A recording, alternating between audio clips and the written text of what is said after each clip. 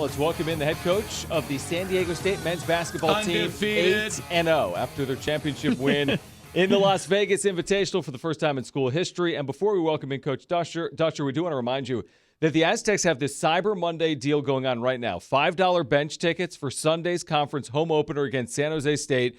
Get those while they last at goaztecs.com.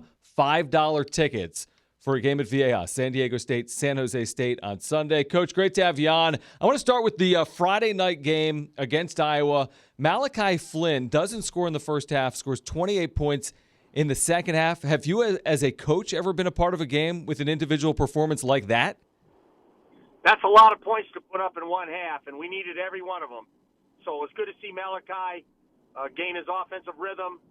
They put him on the foul line, which you have to get to if you're going to score that many points. And he made his free throws and did a really nice job carrying us in the second half. Got to ask you a question about the defensive side, but how the offense influences it. Can you take more risks defensively because you can rely on some of these shooters now on the opposite side of the court? Like, can you experiment, maybe do things differently than you used to just because you have a more potent perimeter shooting team? I think we're doing more things defensively because we have a deeper team. We're pressing more. We're picking up full court. And even though we don't trap all the time, I think just having that pressure has a cumulative effect on the other team, kind of wears them down. And so we pressed Iowa for 40 minutes. We trapped at the end of the first half when we were down 16, and I think that changed the momentum of the game.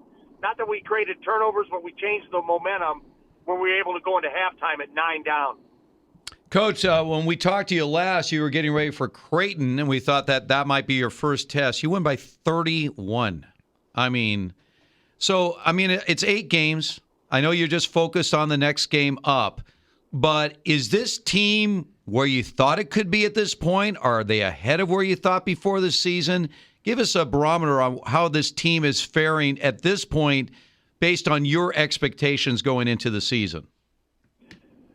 I'm really pleased, obviously, that we're winning. I think the good news is I think we have a lot of room to improve at both ends of the floor. So we don't have time to work on a lot right now with 2 games this week, but we just came off a stretch where we played 5 games in 10 days. And now we play 5 games the entire month of December. So we're going to have more time on the practice floor. Obviously, we're in finals for some of that. But we'll have a chance to kind of improve in some areas that we feel deficient at. Again, the head coach of the Aztecs, Brian Dutcher, joining us here on Xtra. And a reminder, you can grab $5 bench tickets for Sunday's conference home opener against San Jose State, available while they last, today only, at goaztecs.com. So, Coach, you prepare for a Colorado State team that you look at what they've done. I just see the numbers and the schedule and who they've beaten, and they've played good basketball here. They're 6-3 overall. What are your concerns as you start conference play Wednesday night, starting conference play earlier than you typically would as well? I watched 5 games of theirs yesterday sitting at home, and I was a little bit surprised they were playing as well as they have been. They have a lot of new pieces, a lot of freshmen, but Nico's done a great job with his club. They guard at a high level. They're scoring the ball. At their event, they were in their neutral event. They lost overtime to New Mexico State. Then they beat Loyola Chicago.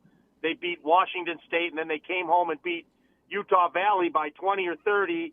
And that's the same team that gave Kentucky an 8-point game, Utah Valley.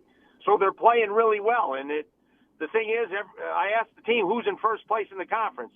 And I said everybody. Everyone's 0-0. So Colorado State will be playing for first place against the Aztecs on Wednesday in Fort Collins. When you self-scout, what gives you issues? What keeps you up at night? Is it a competent big man? Is it a team with a bunch of great perimeter shooters? What are the weaknesses of your team when you think about what you guys need to do better?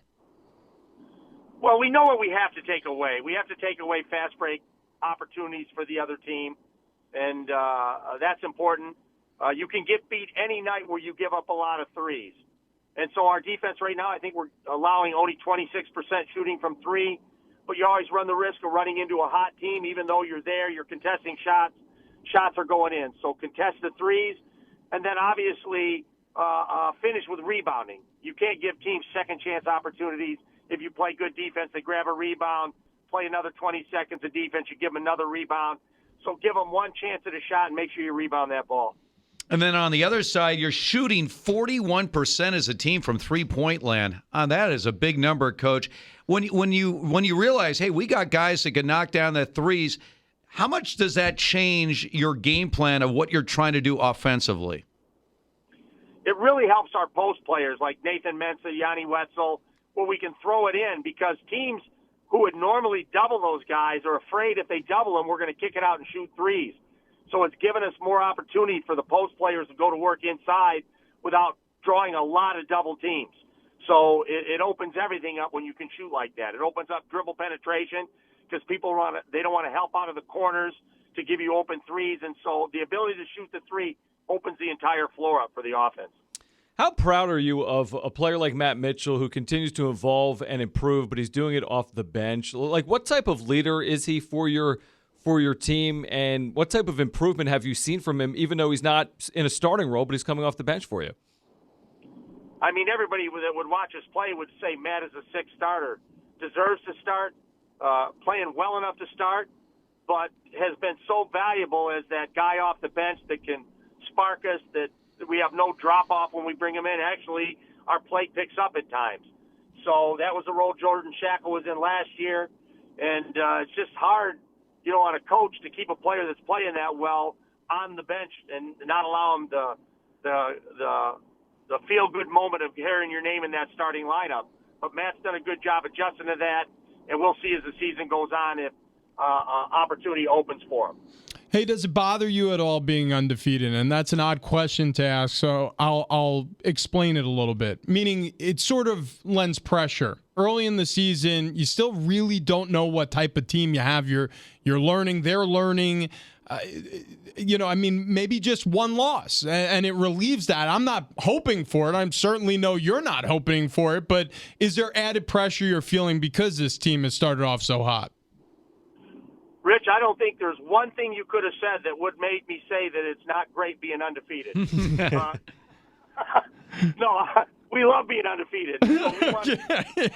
Yes, and by the way, be undefeated. I expect. I'm predicting right now, first undefeated NCAA champion since Indiana 1976. All right, I'm just going to be the first to say it, Coach. And so when it does happen, they're like, no one could have foreseen that happen. And no, Hartman saw that a lot earlier than that. Coach, I tell you what, it's great. I mean, everyone. By the way, I ran into Ephraim Salam over the weekend, the former Aztec football player. That's all he could talk about: basketball, basketball, basketball. Coach, as you say, a light workload in December. Let's keep it going right now. Congratulations on the 8-0 start, and tell the guys, man, we're behind them 100%. Keep it going. I appreciate that, guys. Thanks for having me. All right, so Brian Dutcher.